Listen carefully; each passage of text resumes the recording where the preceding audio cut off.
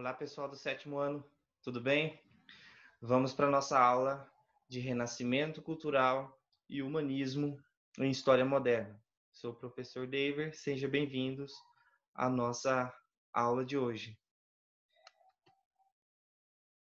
Bem, o Renascimento ele é um movimento cultural que aconteceu na Europa entre os séculos XIV e século XVI, não é? E que teve grandes influências em várias áreas da sociedade europeia, inicialmente na Itália e se espalhou por várias partes da Europa, não é?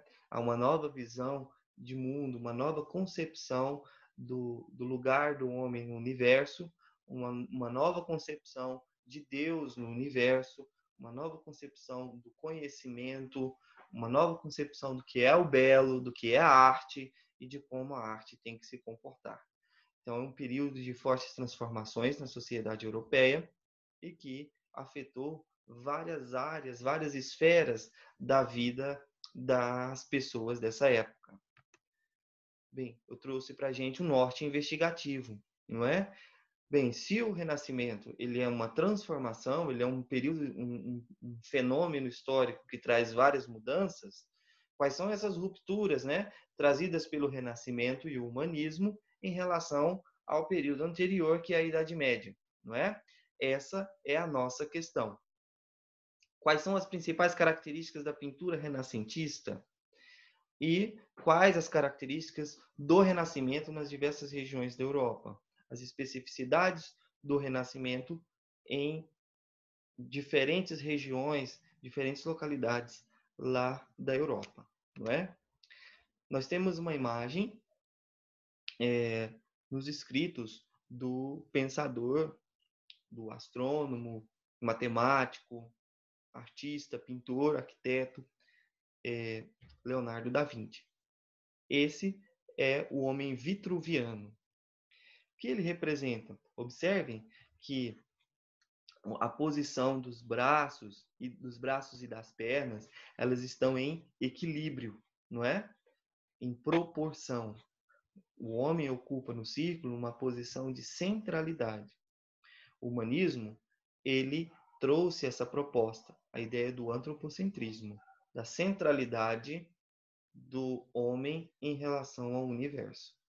Então, o humanismo, ele é uma renovação do conhecimento nas propostas de estudo e de ensino, não é? Valorizando o ensino de humanidades, as pesquisas também na área de humanidades, como a poesia, a gramática, a história, a filosofia, a matemática e a ética. Então, a valorização do ser humano. O ser humano é que passa a ocupar a centralidade do conhecimento. Há no humanismo também uma forte retomada do pensamento da produção cultural da antiguidade clássica, não é? Então, os humanistas eles vão retomar a poesia greco-romana, vão retomar a filosofia greco-romana, vão retomar o pensamento matemático da época, os textos filosóficos, os textos poéticos, literários. Então, a cultura greco-romana ela vai ser resgatada por esses pensadores humanistas, não é? Eles que defendiam a ideia de um pensamento crítico, não é? A ideia de que o ser humano tem que ter liberdade de pensamento e que o pensamento que as observações, a análise, o estudo racional da natureza do ser humano é que levaria à verdade. Beleza? Então, há uma forte valorização da razão, do conhecimento lógico, matemático, da experimentação, da demonstração. Bom? Então, esses pensadores, esses humanistas, eles tinham alguns pontos de discordância com os ensinamentos da igreja. Um deles é a ideia do teocentrismo. Theos significa Deus, ou seja, a ideia de que Deus está no centro de tudo, não é? Então, os humanistas, eles se posicionavam contrariamente a essa ideia. A ideia de que Deus é o princípio de todo o universo. Para os humanistas, nós vamos ver que não. Então, o geocentrismo também, que é a ideia de que a Terra está no centro do universo, a ideia de que o Sol e os outros planetas, eles circulam em torno da Terra, tá bom? Aqui nós temos uma representação aqui, ó, do teocentrismo, tá bom? E aqui uma ideia, uma imagem que representa o geocentrismo, a ideia de que a Terra está no centro e que os outros planetas giram em torno dela, tá bom? Então, contrariando essa ideia, o que nós temos, não é? O pensamento humanista trouxe uma nova concepção do homem e seu lugar no mundo.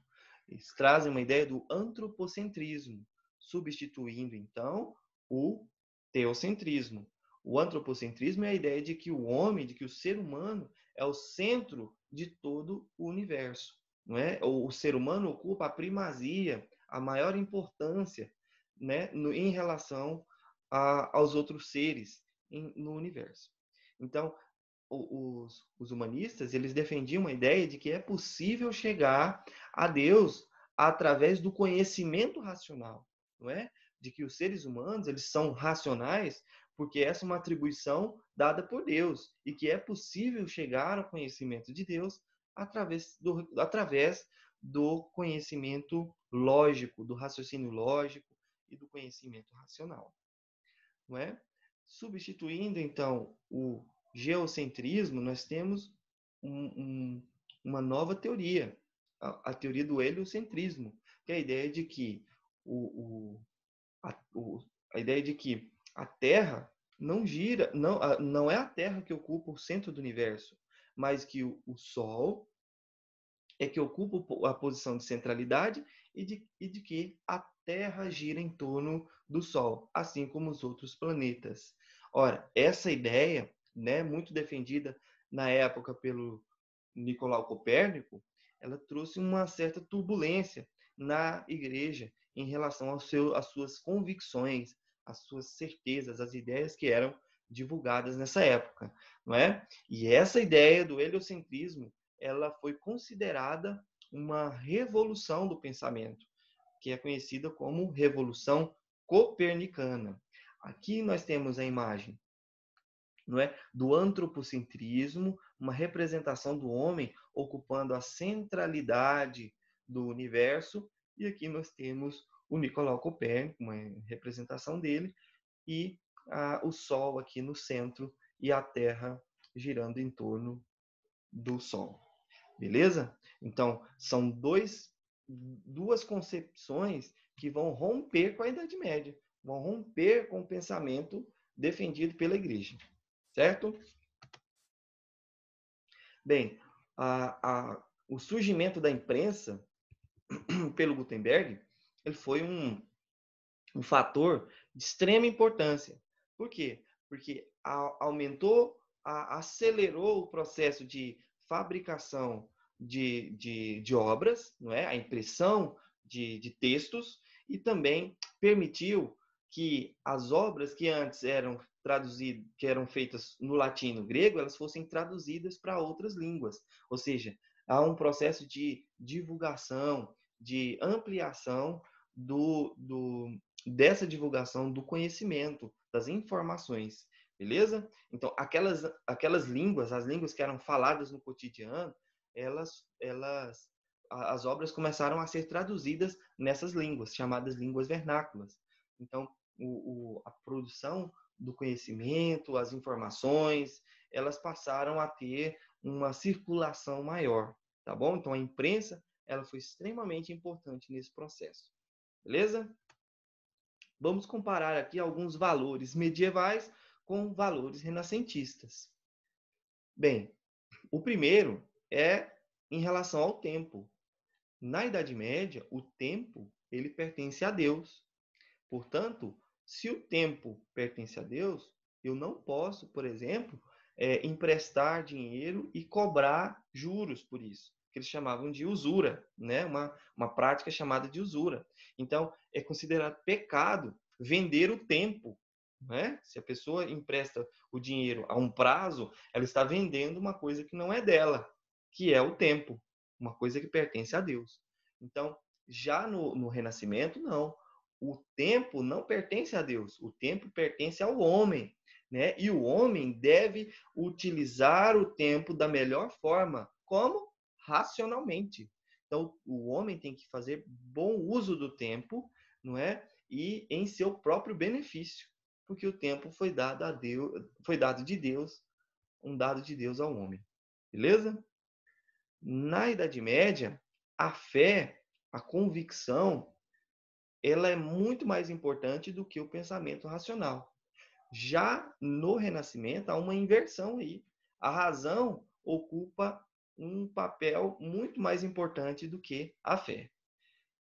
As ações coletivas também na Idade Média são muito valorizadas, a vida em comunidade, o compartilhamento, não é? Os membros da sociedade como membros membros cristãos, não é? Como se fizessem parte de um corpo só. Já no Renascimento, não. No Renascimento, o que vai se destacar aí é o individualismo. Então, valoriza-se o talento, a capacidade que as pessoas têm, as atribuições que elas têm, o desenvolvimento de cada um será diferente. Então, isso vai depender muito de pessoa para pessoa. Então, a valorização do individualismo. Né? Esse individualismo, que inclusive teve uma forte influência nas relações econômicas, não é? A busca de alcançar riquezas, do enriquecimento, a ideia de fazer bom uso das oportunidades, não é? Então, tudo isso está relacionado ao individualismo. Item 4. Deus está no centro das atenções. Teocentrismo, nós vimos anteriormente. Já no Renascimento, não. O homem está no centro das atenções, está no centro do universo, não é? Antropocentrismo. Na Idade Média, o corpo, ele por ser temporal, ele é uma fonte do pecado. Já no Renascimento, o corpo, ele é o ideal de beleza, ele é o ideal de perfeição. William Shakespeare, não é? Ele dizia isso, que o homem é uma máquina perfeita, não é? Superior aos outros animais. Vamos observar aqui uma pintura medieval. Bem, a pintura medieval, essa que eu trouxe aqui para vocês, nós podemos notar que ela é uma representação plana, não é? Tem uma só dimensão, as figuras parecem que estão coladas, chapadas na tela, não é? E os personagens representados, eles demonstram pouca expressividade, não é? E também, em algumas obras, isso fica mais claro ainda, eles representam atitudes isoladas na mesma cena, não é? Eles estão no mesmo espaço pictórico, plástico, mas eles estão fazendo coisas diferentes. Também as crianças, por exemplo, elas eram representadas como adulto em miniatura. Não é? Não havia ideia de representar fielmente a realidade. Não é? Então, há uma regularidade no tamanho das mãos e dos rostos. Beleza? Quando a gente compara com a pintura renascentista, o que nós vamos obter?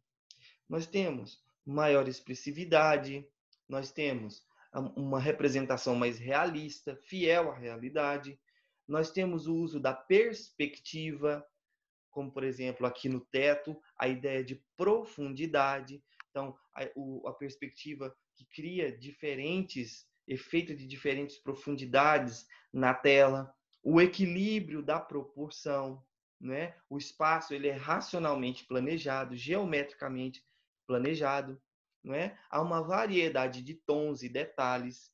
E no caso das esculturas, a mesma coisa vai se aplicar. Uma busca por uma representação fiel da realidade, o uso da perspectiva, o uso da proporção, não é? E as figuras dispostas realisticamente no espaço. Então, a pintura ela representa, a pintura renascentista, uma ruptura em relação à pintura medieval. Por quê? Porque há